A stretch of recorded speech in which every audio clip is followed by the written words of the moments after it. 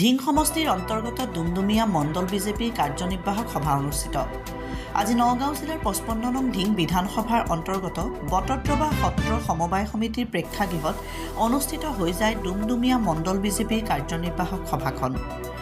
আজি কাৰ্যনিৰ্বাহক সভাৰ পতাকা উত্তোলন কৰে মণ্ডল বিজেপিৰ সভাপতি আছাদুল হক চৌধুৰীয়ে।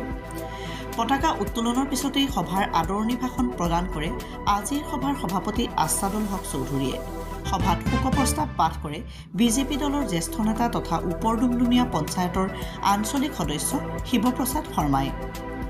আজিৰ এই সভাত বিজেপি দলৰ ৰাজ্যিক OBC মৰ্চাৰ সভাপতি সুৰেশ বৰা উপস্থিত থাকি আগন্তুক নিৰ্বাচনত বিজেপি কৰ্মকৰ্তাসকলৰ কৰণীয় সম্পৰ্কে গুৰুত্বপূৰ্ণ ভাষণ দিয়ে। নগাঁও জিলা বিজেপিৰ সভাপতি সুবৰ্ণ সিঙেও আগন্তুক নিৰ্বাচনত ধিং সমষ্টিত মিত্ৰজোঁটৰ প্ৰাৰ্থিত্ব কেনেদৰে বিজয়ী কৰাব পাৰি সেই সন্দৰ্ভত গুৰুত্বপূৰ্ণ ভাষণ আগবঢ়ায়। আজিৰ এই কাৰ্যনিৰ্বাহক সভাখনত হোজাই জিলাৰ প্ৰভাৰী পংকজ বৰা, ডুমডুমিয়া মণ্ডল প্ৰভাৰী তুলতুল বৰা, নগাঁও জিলা সম্পাদক তুমন চৰকাৰ, মঞ্জিল বৰা, মণ্ডলৰ অন্তৰ্গত যুৱ মৰ্চা, মহিলা মৰ্চা, বুথ সমিতিৰ কৰ্মকৰ্তাসকলৰ লগতে পঞ্চায়তসমূহৰ জনপ্ৰতিনিধিসকলে অংশগ্ৰহণ কৰে। বটদ্ৰৱাৰ পৰা শ্বাহ আলম ৰিপৰ্ট, বটদ্ৰৱা লাইভ। जिंदाबाद जिंदाबाद बड़ा जिंदाबाद जिंदाबाद जिंदाबाद सिंह जिंदाबाद जिंदाबाद जिंदाबाद सिंह जिंदाबाद जिंदाबाद जिंदाबाद बड़ा जिंदाबाद जिंदाबाद जिंदाबाद बड़ा जिंदाबाद जिंदाबाद जिंदाबाद हिमंत बिश्व शर्मा जिंदाबाद जिंदाबाद जिंदाबाद हिमंत बिश्व शर्मा जिंदाबाद जिंदाबाद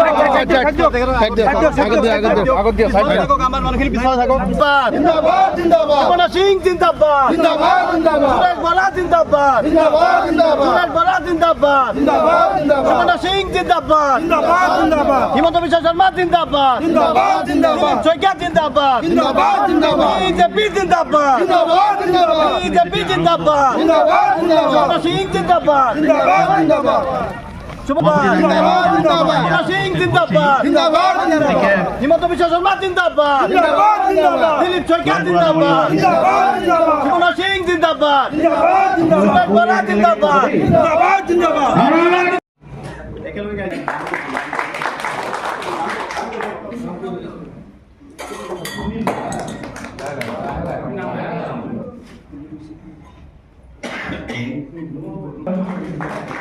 এদিন যাবি আৰু এখন পঢ়াই আন্দোলন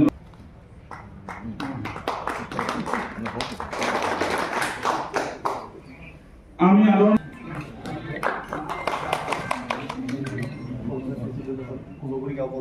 কেনেকৈ অনুভৱ হৈছে এই মণ্ডলটোৰ লৈ?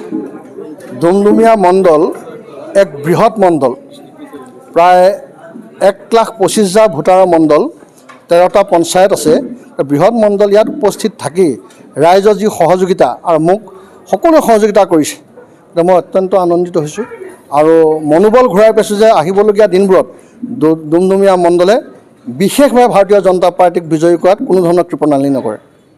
দেখা গৈছে সমাগত বিধানসভা নিৰ্বাচন আপোনালোকৰ দলে বিশেষকৈ সংখ্যালঘুৰ যি ডিং সমষ্টিটোলৈ কেনেকুৱা আশাবাদী? সম্পূৰ্ণ আশাবাদী।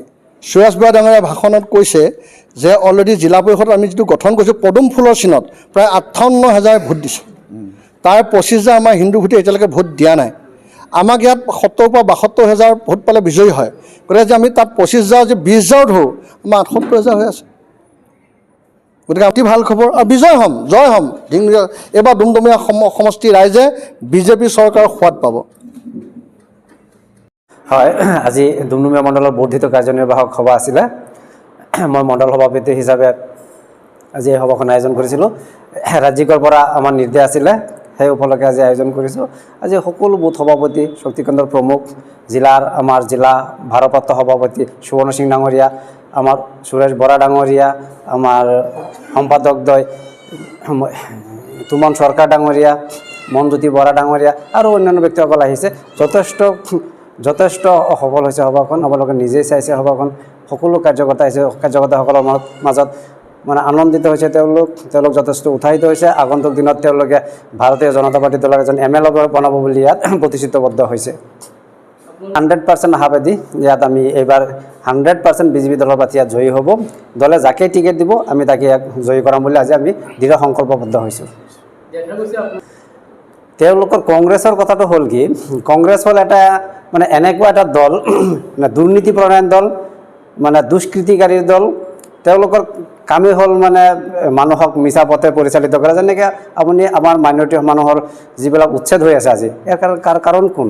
কংগ্ৰেছে ইয়াৰ কাৰণ। কংগ্ৰেছে যদি এই মানুহখিনিক তেতিয়া এই ভূমি পাট্টা দিলে হয়, চৰকাৰটো তেওঁলোকে আছিল, ৰকিবুল হুছেইন আছিল, তাত নতুন মিনিষ্টাৰ আছিল, তেওঁলোকে ইচ্ছা কৰিলে পাৰিলে হয়, কিন্তু তেওঁলোকে দিয়া নাই। তেওঁলোকে আমাৰ মাইনৰিটি মানুহখিনিক বিপদে পৰিচালিত কৰিছে ইমান দিনে, তেওঁলোকে ভুৱা প্ৰতিশ্ৰুতি দিছে, যিটো কাৰণে আজি এই অৱস্থা হৈছে। চৰকাৰেতো উচ্ছেদ কৰিবই লাগিব, কিহৰ কাৰণে কৰি আছে? চৰকাৰী ভূমি চৰকাৰে উচ্ছেদ কৰিব লাগিব। গতিকে কংগ্ৰেছক কোনেও সমৰ্থন নকৰে। তেওঁলোকে ভাবিছে যে ৰাইজে তেওঁলোকক ভোট দিব, কিন্তু ৰাইজ সজাগ হৈছে। এইবাৰ ৰাইজে বিজেপি দলকে জিকাব।